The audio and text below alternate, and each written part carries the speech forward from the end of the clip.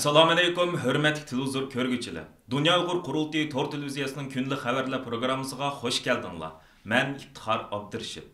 Hurmatli ko'ruvchilar, tövəndə diqqətinizlər kunlik xabarlar programmamızın təfsilatı bo'lsin. Növətdə Avstraliyada tuqqan yo'qlash ziyoratida bo'layotgan Dunyo Uyg'ur qurultiyining tashkiliy xizmatlarga mas'ul muavin raisi Farhod Yo'rinqash apandim Avstraliyadagi Uyg'ur tashkilotlarining mas'ullari, jamoat arboblari, qurultayning Avstraliyadagi vakillari, shundaqli qurultayni yaqindan qo'llab kelayotgan yoshlarimiz bilan keng doirada uchrashuv va suhbatlar ilib berib, ularga Dunyo Uyg'ur qurultiyining xalqaro sahnalarda ilib berayotgan xizmatlari, qurultayning g'oya maqsadlari va tashkiliy qurilmasi haqida tafsiliy ma'lumot berish bilan birga, ularning qurultay va milliy harakatimiz haqidagi turli savollarga astoydillik bilan javob berdi. Yangi yil harfsida oldi bilan Myunxen shahridan Sidney shahriga yetib kelgan Farhod Yo'rinqash apandim qurultay ishki ishlar komitetining mudiri Baxtiyor Bo'ra, qurultayning taftishi Jurat Abdukerim va qurultay muhojirlar komitetining muavin mudiri Mehmet Chalabchi apandilarning hamrohligida Avstraliya Uyg'ur jamiyatining raisi Mehmet Obul, muavin raisi Gulmira Zunun boshchiligidagi tashkilotning hay'at a'zolari bilan va qurultayning Sidneydagi vakillari,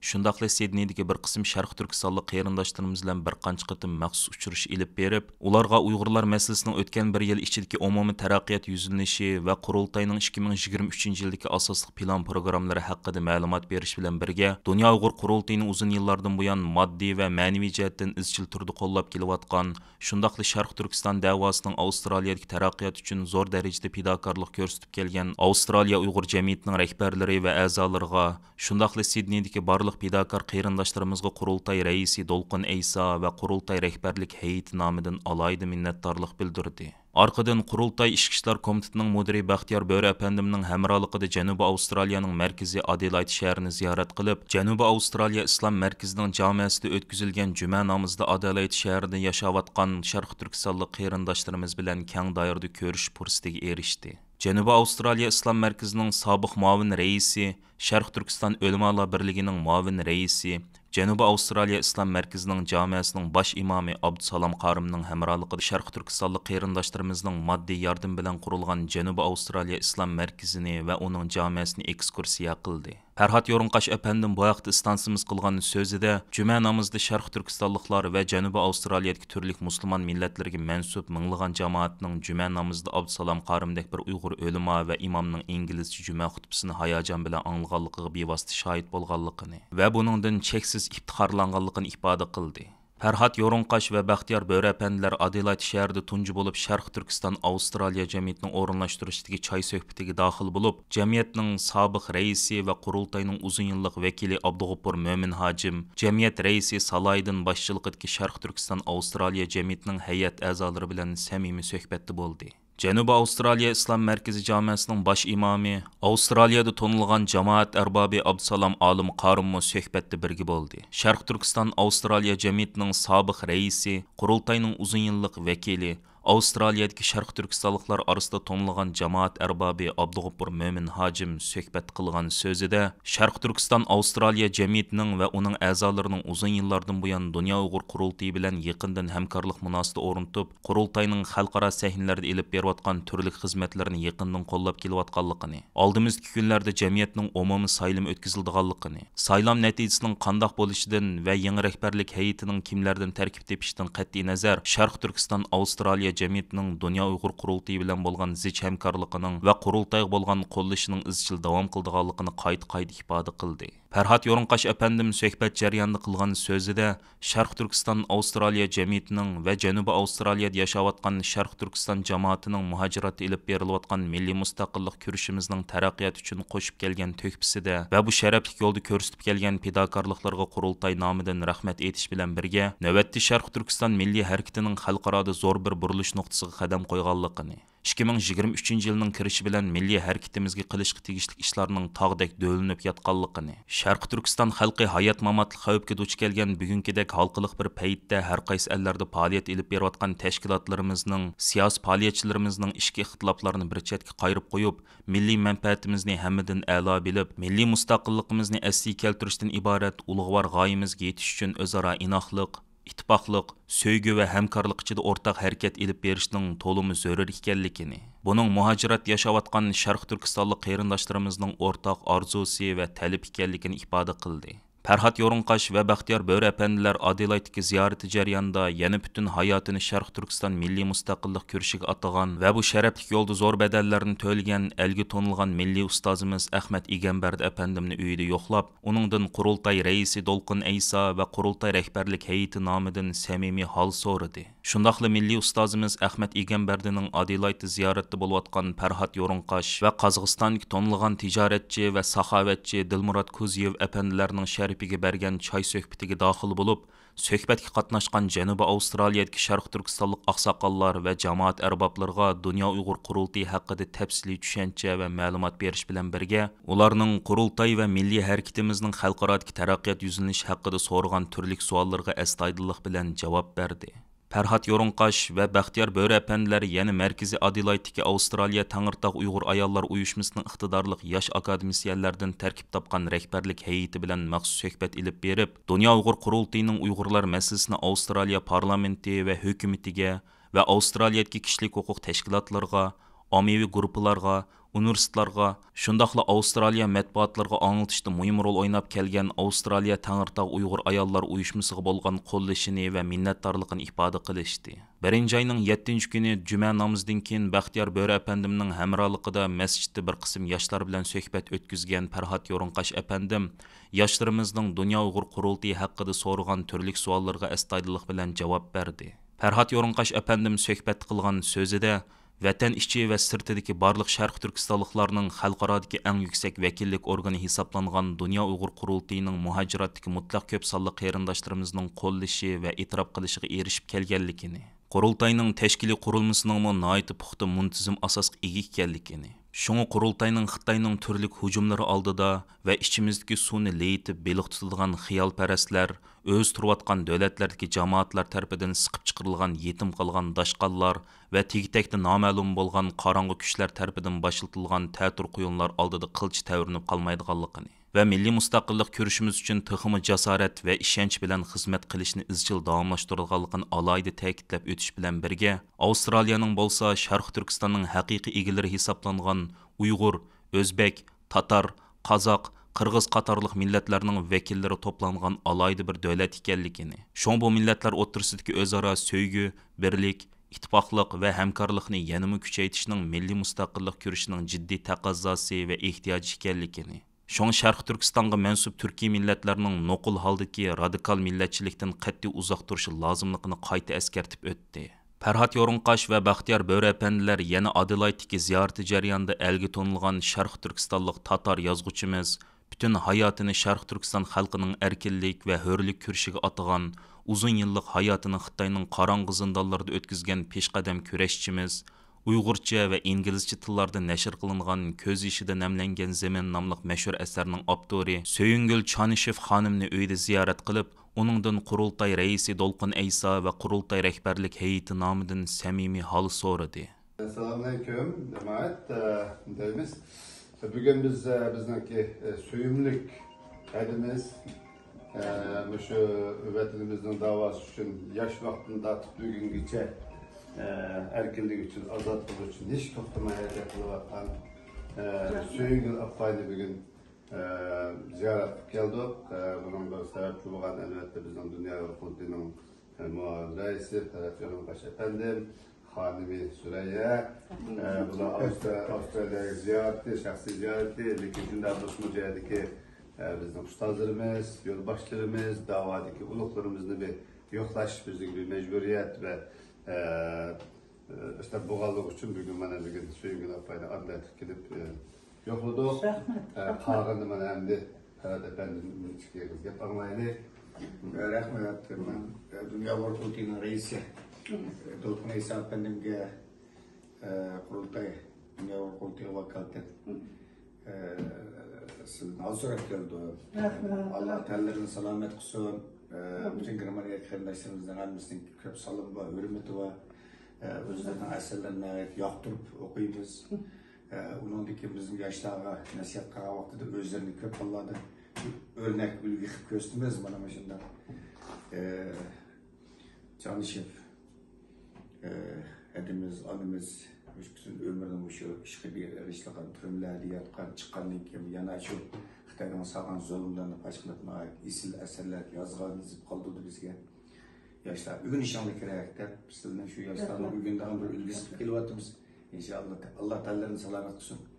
Rahmat, benim de Dolkun Aysa başladı bütün şu yemedekiler, Uygur Koltay'dakiler hemesini benden siz sevmiş kısalar. Ben hemesini eslattırmam. Şimdi kıyırdık. Hani şu yere park iş kılamaymışken ama kurulda var. Kurulması var. Sizlerle olan hürmetlerimiz çeksiz. Allah sizlerinin hardırmay şu işin devamını işleşke Allah buyursun. Şu gantlarga erişkende benim otup kalmam. Eğer ben otup kalsam unutmam.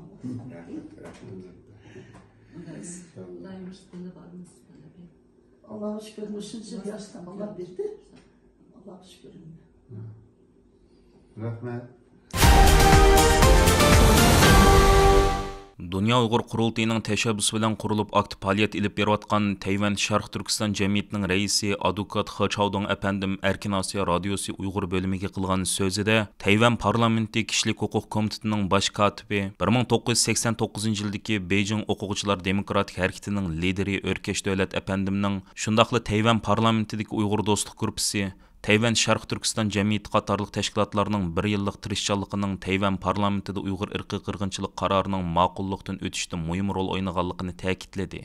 2022 yılı 30 dekabr günü Tayvan parlamenti Xitay hökumətinin Uyghurlarga yürgüzgən zulümlərini irqi qırğınçılıq deb e'lon qilgan. Dünya Uyghur Qurultayının bu haqda e'lon qilgan bayonotida Qurultay raisi Dolqun Aysa әпәндімнің Tayvan parlamentinin Uyghur irqi qırğınçılığını qabul qilishi Asiya dövlətləri içində tunji qitim mustabid Xitay hakimiyyətinin Şərq Türkistanda Uyghurlarni asos qilgan Türkiye xalqlari yurgizayotgan qilmishlarining irqi qırğınçılıq və insoniyat qarshi jinoyat ekanligining qabul qilinishi bo'lib hisoblanadi. Bu bütün Asiya dövlətləri üçün bir başlanğıç bo'ldi. Boshqa Asiya dövlətləri Tayvandan ulgilib, o'zaro kuchli bir ittifoq hosil qilib, Xitay hakimiyyətining zo'ravonligiga o'rtaq qarshi turishi va irqi qirg'inchilikda javobgar bo'lgan Xitoy amaldorlaridan hisob so'rash harakatini qo'llashi lozim degan so'zlarga o'rin berilgan edi. Vaziyat analizchilarining qarashicha, bu qaror Tayvanning Uyg'ur masalasida Amerika boshchiligidagi G'arb demokratik davlatlari sepiga qo'shilganligining bir bishorati ekan. Tayvan Sharq Turkiston jamiyatining raisi Adukat Xaçaodong әпәндінің bildirishicha,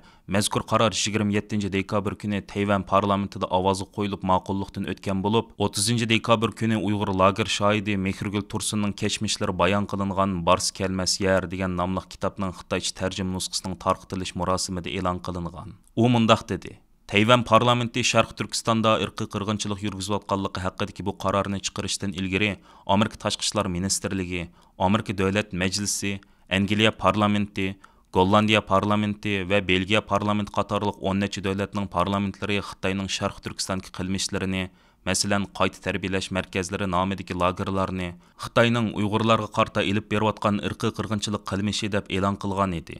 Buningga egishib, bultur 12 ayning 27 kuni Tayvan parlamenti bu qarorni ma'qullab, Xitoyning Sharq Turkistonda irqi qirg'inchilik elib berayotganligini e'lon qildi. Adukat Xaçaodong әпәнди mazkur qaror loyihasining vujudga chiqish jarayoni haqida to'xtalib, bu taklif loyihasining asli 2022 yılı 2 ayning 10 kuni Xitoyda o'tkazilgan Beijing qishliq olimpiyasiga qarshi turish uchun tayyorlanganligini, Tayvan parlamentidagi Uyg'ur do'stlik guruhi, Tayvan Sharq Turkiston jamiyati qatorliq tashkilotlarning bir yillik tirishchanligining bu qarorning Tayvan parlamentida ma'qullikdan o'tishida ma'lum rol o'ynaganligini ta'kidladi. Adukat Xaçaodong әпәндінің ta'kidlashicha, mazkur qaror yana Tayvanda Uyg'urlarning manfaatini qo'g'daydigan boshqa qonun loyihalarining o'tirg'i qo'yilib qarordan o'tishiga yo'l ochadi ekan. U mundaq dedi: Bu qaror loyihasi Tayvan parlamenti va hukumat organlarida turtkilik rol o'ynaydi. Ötken yılı 12 ayının 30 gün ötküzülgen lager şahidi Mehrgul Tursun haqidagi kitobni tarqitish marosimida Tayvan parlamenti Kişilik Hüquq Komitetinin baş katibi Örkeş Dövlət bunun ahamiyati haqida muxbirlarga bayonot bergan edi. U so'zda mazkur qaror loyihasidan keyin Tayvanda Magnitskiy qonun loyihasining parlamentga sunilganligi, uningdan boshqa Amerikada ma'qullikdan o'tgan Uyg'ur majburiy emkining oldini olish qonuni va Yevropa ittifoqida qarordan o'tgan savdo shirkatlarining mas'uliyat qonuniga o'xshash munosabatli qonun loyihalarining parlamentga sunilganligini bildirgan edi. Өркеш dövlət yana Tayvan parlamentida ma'qullangan Uyg'urlarning irqiy qirg'inchilik uchrayotganligi haqidagi mazkur qarordan keyin bosh qonun loyihalarining tezlikda qarordan o'tishi mumkinligini bildirgan edi. Tayvan parlamentida ma'qullangan bu qaror loyihasi Tayvan parlamentidagi kishilik huquq komitetining raisi Wang Dingyu tarafidan sunilgan. 27 dekabr kuni 14 nafar parlament a'zosi birda qo'llab imzo qo'ygan bu qaror loyihasi Tayvan parlamentida hech qanday qarshilik uchirmay ovozdan o'tgan. Xitoyning Uyg'urlarga yurgizayotgan bostirish siyosatlari ba'zi davlatlarning hukumat va parlamentlar tarafidan irqiy qirg'inchilik va insoniyat qarshi jinoyat deb bekitilgandan keyin Dunyo Uyg'ur qurultiyi izchil turdi bularni har qaysi davlatlarda anglitishga chaqiriq qilgan edi. Bu chaqiriqqa binoan Turkiyadagi har qaysi universitetlarda Uyg'urlar to'g'risida doklad berish yig'inlari o'tkazilmoqda. 5 yanvar kuni Turkiyaning g'arbiy shimoliga joylashgan 97 davlatdan kelib o'qiyotgan o'quvchilar bor Qorabük universiteti bilan Dunyo Uyg'ur qurultiyi vaqf tarafidan Sharq Turkistonda nimalar bo'layotidi nomli doklad berish yig'ini o'tkazilgan. Mazkur doklad berish yig'iniga universitetning har darajalik mas'ullari, har qaysi fakultetlarning mudirlari, o'qituvchilar va chet ellik o'quvchilardan bo'lib 200 dan ko'p kishi qatnashgan. Qorabük universitetida o'tkazilgan doklad berish yig'iniga Dunyo Uyg'ur qurultiyi vaqfisining raisi Abdurshid Abdulhamid apandi bilan muavin raisi Dilshod Barishchi apandilar doklad bergan. Ularning dokladi yig'in ahlining kuchli qiziqishini qo'zg'agan. Abdurshid Abdulhamid apandi bu vaqtda to'xtalib, bu doklad berish yig'inini o'tkazishlik maqsadining Xitoy hukumatining Uyg'urlarga ilib berilayotgan irqiy qirg'inchilik to'g'risida jamoat fikri to'plash ekanligini ta'kidladi. Qorabük universitetida 97 davlatdan kelib o'qiyotgan o'quvchilar bor bo'lib, Sharq Turkistonda nimalar bo'layotidi nomli dokladni chet ellik va turk o'quvchilar qiziqib anglagan va savollar so'ragan. Dilshod Barishchi apandi telefon ziyoratimizni qabul qilib, bu haqda ma'lumot berdi. Qorabük universitetidagi faoliyat oxirlashgandan keyin 5 kishidan tarkib topgan qurultay hay'ati Qorabük viloyatli ko'chmanlar idorasining mudiri bilan ko'rishib, Qorabükda turayotgan Uyg'urlarning vatandoshlik va iqomat jihatidagi qiyinchiliklarini yetkazgan. Qorabük universitetidagi doklad berish yig'inini uyushtirishga zo'r kuch chiqargan o'tir maktab o'qituvchisi Shanal Soyturk apandi faoliyatlarining intayin yaxshi o'tganligini bayon qilib, mundaq dedi. Dunyo Uyg'ur qurultiyi vaqfisining raisi va boshqarish hay'at a'zolari bergan dokladida Sharq Turkistonning tarixini anglatgandan sirt hozirgi ig'ir vaziyat haqida ma'lumot berdi. Zaldagi o'quvchilarning jimjitlik cho'mishi va ularning chiroyidagi jiddiyliklar, ularning Xitoyning Uyg'urlarga ilib berayotgan vahshiyliklariga bo'lgan nafratini ifodalab berdi. Yig'inga qatnashganlarning so'rgan savollaridan kishilarning Sharq Turkiston masalasiga qanchalik ko'ngil bildiganligini tushunib olg'ili bo'ldi. Bu doklad berish yig'inida nurg'un yangi ma'lumotlarni bilib oldik. Mencha bekli foydali bo'ldi. Bundan 20 yil burun Turkiyada Uyg'ur masalasiga universitetlarning til, tarix va adabiyot kasblarida o'qiydigan o'quvchilar ko'proq qiziqadi. Hozir bo'lsa xalqaro munosabat, iqtisod, siyosatshunoslik, idora boshqarishga o'xshash kasblardagi o'quvchi va o'qituvchilarmi qiziqmoqda. Amerika Tamujna va Chegara qo'g'dash idorasi Xitoyning Sharq Turkistondagi yerim ishlab chiqarish, yerim qurolliq tashkiloti bo'lgan atalmish Xinjiang ishlab chiqarish qurilish Bingtuanning Amerikaga eksport qilgan chilonlarini tutib qolgan. Bingtuan Amerikaning Sharq Turkistondagi bostirishda aktiv rol o'ynagan shaxs va shirkatlarga qarshi yurgizgan jazolash tadbirlaridagi nishonli Xitoy davlat apparati bo'lib, uning mahsulotlari Uyg'ur majburiy emkining oldini olish qonunining nuqtaliq cheklash nishonlarining biridir. Amerika Tamujna va Chegara qo'g'dash idorasining 5 dekabr e'lon qilgan uqtirishda ko'rsatishicha, mazkur organning Uyg'ur majburiy emgak mahsulotlari bo'yicha mutaxassislari va analizchilari yaqinda Amerikaning New Jersey shtatidagi Newark porti, Kaliforniyaning Los Angeles va Oakland portlaridan Bingtuan ishlab chiqargan chilon mahsulotlarining kirayotganligini bayqab, uningga qarata darhol tadbir qo'llangan. Amerika Tamujna va Chegara qo'g'dash idorasidagi analizchilar chilon mahsulotlarining Bingtuanda ishlab chiqarilgan bo'lsa-mu, lekin boshqa joyda qochilinib Amerikaga eksport qilinganligini aytgan. Mazkur organning uqtirishda aytilishicha, Amerikadagi Uyg'ur kishilik huquq qurilish tashkilotining yaqinda e'lon qilgan doklati Amerika bozorida setilayotgan chilonlarning kelish manbasiga bo'lgan diqqatini qo'zg'agan. Uyg'ur kishilik huquq qurilishi doklatida Amerika do'konlarida setilayotgan chilonlarning Bingtuanda ishlab chiqarilib Amerikaga eksport qilinganligiga doir dalillarni oshkorlagan edi. Kishilik huquq tashkilotlarining bildirishicha, Xitoy hukumatı 2017-yili boshlangan cho'ng tutqunda nurg'un Uyg'ur dehqonlarining chilonliq bog'larini tortib olib, Xitoy korxonalarga o'tkazib bergan. Dehqonlarning o'zlarini bu chilonliq bog'larda yoki boshqa Xitoy korxonalarida ishlaydigan majburiy ishlamchilarga aylantirgan ekan. Aziz ko'ruvchilar, yuqorida diqqatingizga Dunyo Uyg'ur qurultiyi to'r televiziyasining kundalik xabarlar programmasini sundik. Keyin qitimliq sonimizda ko'rishaylik. Omon bo'lgaysizlar. Stansimizning YouTube kanaliga a'zo bo'lishni unutmang. Xayr xo'sh.